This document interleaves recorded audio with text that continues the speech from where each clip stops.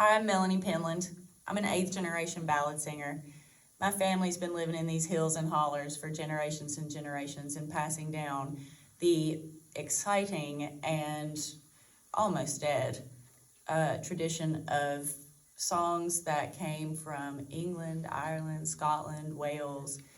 And my mother, Sheila K. Adams, is actually the 7th generation, and she makes her living as a storyteller and ballad singer and banjo player, and is quite a big fish in that little pond. And if you actually want to see some of her stuff, it's online, Sheila K. Adams, again. But I am here as a representative for the Sodom Laurel Ballad Singers. There's lots of us, so I don't think I'm the only one, luckily.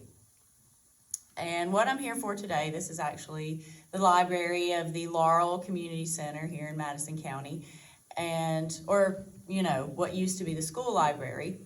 And it's sort of poignant that that's where I am right now, because we are trying to raise money to pay off the library in Hot Springs. See, the local library system did not have enough money to keep a library in Hot Springs, and the townspeople decided that they were not going to have it and they were not going to lose their library, and now they have a state-of-the-art facility that they're paying off every year through fundraising.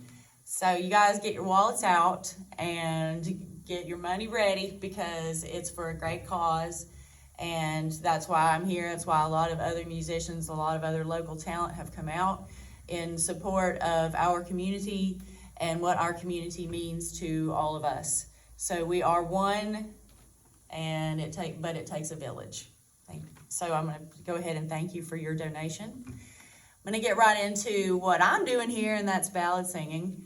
When I was told that I got to come on camera, I thought that I would at least talk about a project that my mom and I are currently doing, thanks to the North Carolina Arts Council Folklife Division.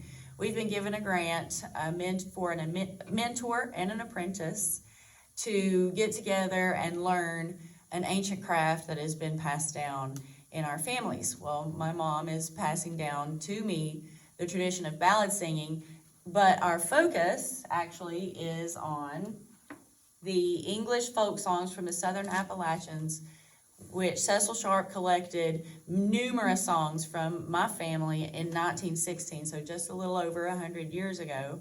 And actually, in his introduction, he talks about how he hopes that songs that he collects are going to be used for academics, but he also hopes and prays that they're used years and years in the future for us as the purveyors of these traditions to relearn or remember the songs that he collected from our family.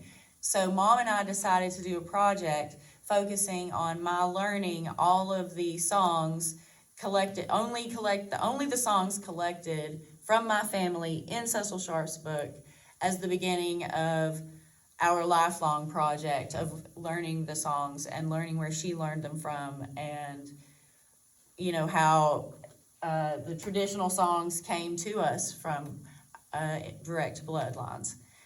So that's what we're working on right now. I have a website called nestofsingingbirds.com, and it's sort of showing my journey as an 8th generation ballad singer, learning from my mom, renowned NEA award winning Sheila K. Adams, but to me, she's just my mom.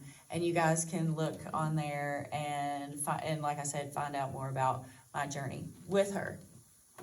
So I'm going to start by singing one of the songs that I have learned just recently. It's really hard that at almost 50 years old, when I can barely remember what to get out of the refrigerator, now I'm having to learn 30 new songs and all these words and all these lyrics and all these new tunes which are rushing through my head all at the same time. I even catch myself getting a ballad stuck in my head.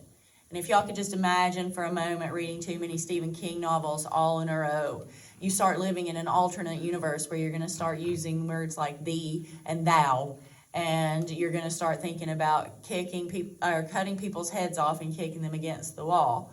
But this is one of the ones that's been on my mind more than most.